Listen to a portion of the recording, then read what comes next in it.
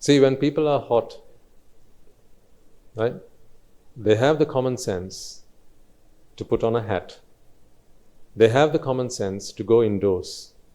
They have the common sense to take shelter. They have the common sense to invent a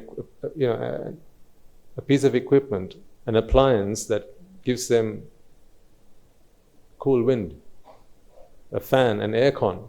People have the common sense to do that when they're feeling hot. But when their mind heats up, they don't know what to do. How many years of evolution have we gone through now?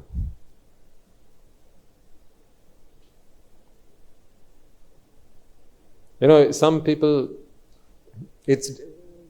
deny the fact that we've evolved from monkeys, right? And some say yes, we have, others say we haven't. That's besides the point. We've been human beings just the way we are, Homo sapiens sapiens, for the last 300,000 years at the very least. Right? And over that period of time, we have become so advanced in finding solutions to the problems that we have faced. The adversities of life that come our way, we have evolved to find solutions to those problems. It strikes me as bizarre that where the problem is a physical problem, we've always come up with the right answer. Don't you think so?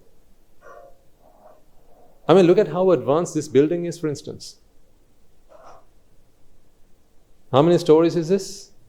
5 or 6. 6 stories. It's a 6-story building. If you include the ground floor, if I remember on the lift there were 5 numbers, so including ground floor, there's 6 stories. Look at this is a marvel of engineering. The fact that we've been able to build high-rise buildings. Can you see those buildings on the other side?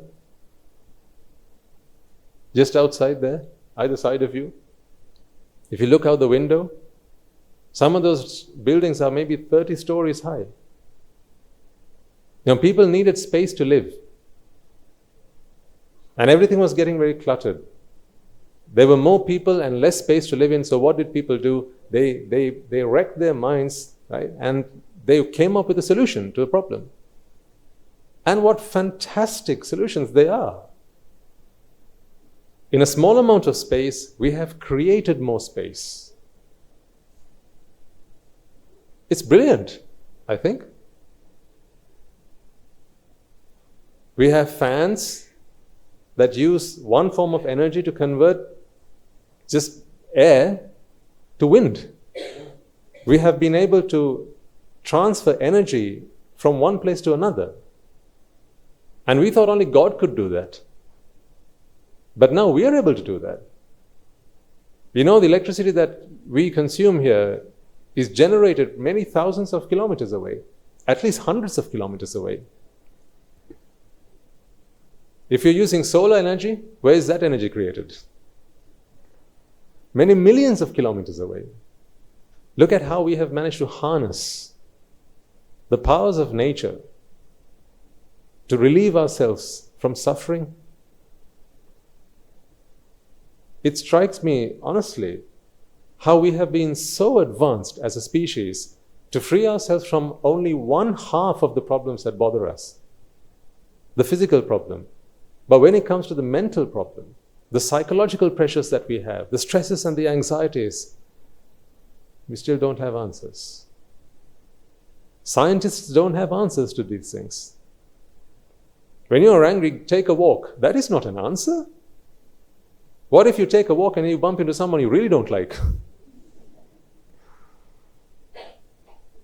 That's not an answer.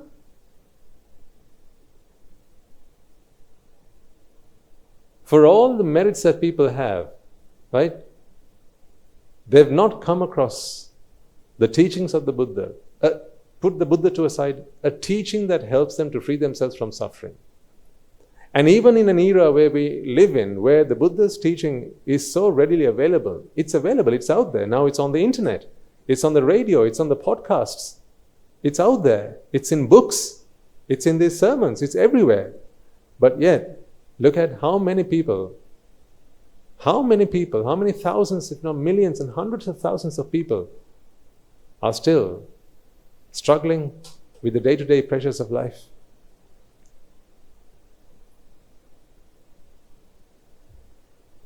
The suicide rate is going up by the day. Every year look at the statistics, suicide rate just keeps going up. But people have more. Things are in abundance. Right? Man's intelligence keeps on advancing in such a way that he's able to harness the forces of nature, the elements of nature, and convert them into a productive manner. Today we are able to use water from the sea and purify that and make it consumable. Today we are able to harness the wind and generate electricity out of that. Today we are able to harness sunlight and create energy out of that. Look at all the things we've been able to do. We dig the earth, get the soil out of the earth, and make things out of it. Appliances, utensils, and equipment that help us to live a more comfortable life. Despite all that, people still suffer no end. See, there has to come a point in our lives, ladies and gentlemen, don't you think, or at least for humanity, where they begin to understand and realize, or self-realize, that all of these things that they're doing are not really taking them anywhere. We're just going round in circles. It's like a dog chasing its own tail. One thing after the other, after the other, after the other. We keep ourselves busy. That's what we do. People are far busier than they used to be. Just take about your own lives. Your grandfather, your grandmother, if you go back 2 generations, they were home more of the time than you are. In today's day and age, although we have built for ourselves mansions, back then they had small houses. Yes, they might have had a bungalow. They had bungalows back then, but that was not for 2 people. The children married and they stayed at home. Their children married and they also stayed at home. That's why we call it the Mahagendra. That's how it used to be, but now it's not so. Today, the sizes of the houses get bigger, but the number of people in them get smaller.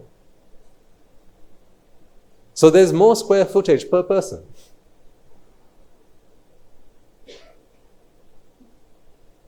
So we have in abundance the materialistic things that we believe may give us a comfortable life. Physically, yes, but they have not brought us any closer to mental happiness. I think we have missed the trick.